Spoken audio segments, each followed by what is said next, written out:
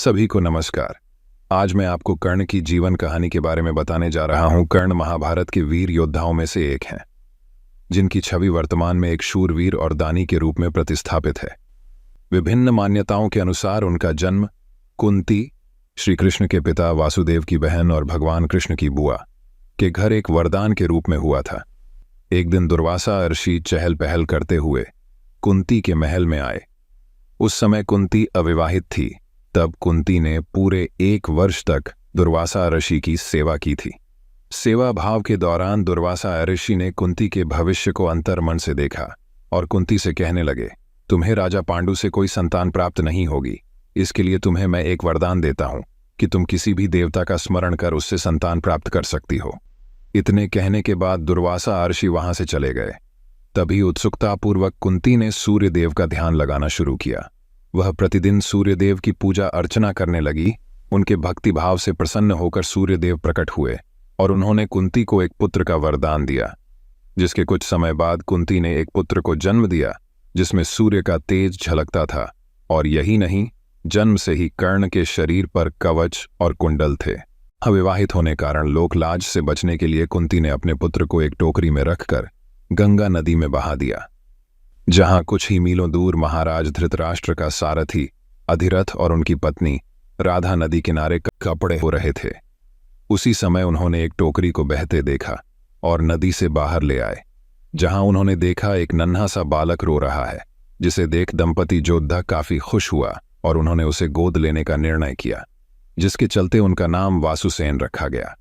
किशोरावस्था से ही कर्ण युद्ध कला में पारंगत थे। वह अपने पिता की भांति रथ की जगह युद्ध कला में अधिक रुचि रखते थे। एक दिन उनके पिता अधिरथ उन्हें गुरु द्रोणाचार्य के पास ले गए, जो उस समय के सर्वश्रेष्ठ वीर योद्धाओं में से एक थे।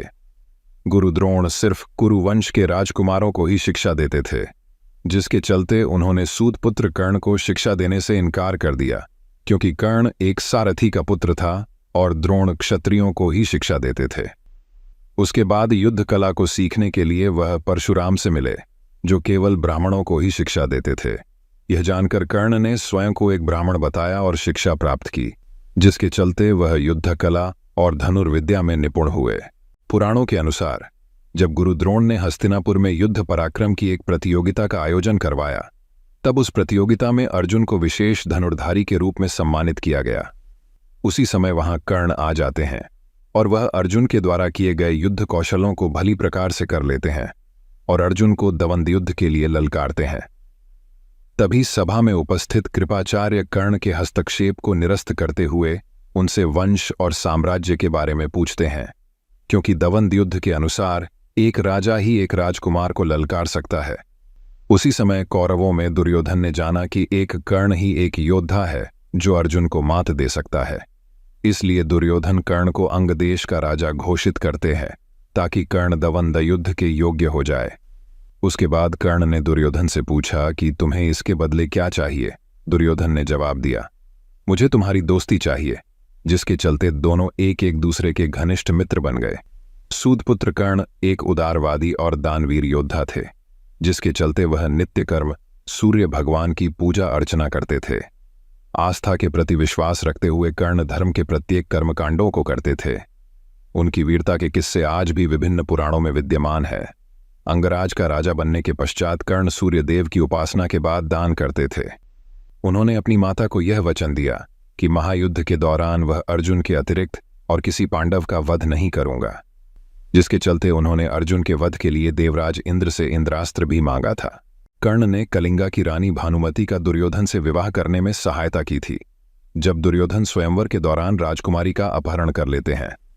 उस समय कर्ण ने ही सैनिकों से युद्ध लड़ा था, जिसमें भीष्मका, वक्रा, कपोटार्मण, नीला, रुक्मी, श्रृंगा, अशोक, सतधनवान इत्यादि महान शासकों को कर्ण ने पराजित किया। उसके बाद मगध के राजा जरासंध ने कर्ण को युद्ध करने के लिए चुनौती दी, जिसके चलते कर्ण और जरासंध के मध्य कुश्ती हुई, जिसमें कर्ण ने जरासंध को पराजित कर दिया। कर्ण से पराजित होने के बाद जरासंध ने कर्ण को मालिनी राज्य भेंट स्वरूप दिया। उस विजय से कर्ण बहुत लोकप्रिय हुए। मालिनी राज्य के सिंहासन पर बैठने के बाद कर्ण ने एक शपथ ली कि मेरे दरबार से कोई भी व्यक्ति खाली हाथ नहीं जाएगा। वह कभी भी शकुनी के द्वारा नियोजित छल कपट की नीति से पांडवों को हराने के पक्ष में नहीं थे, जिसके चलते वह सदा ही युद्ध के पक्ष में थे।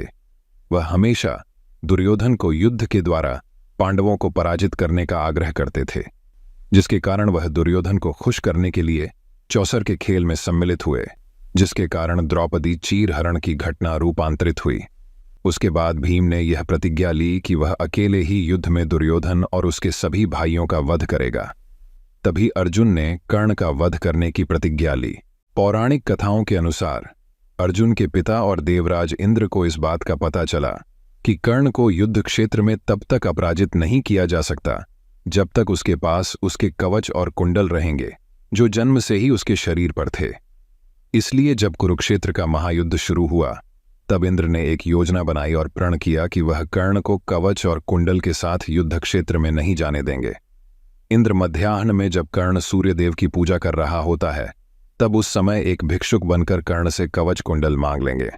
सूर्यदेव इंद्र की इस योजना के बारे में कर्ण को सावधान भी करते हैं, लेकिन वह उन्हें धन्यवाद देकर कहता है कि उस समय यदि कोई उससे प्राण भी मांग ले तो वह मना नहीं करेगा।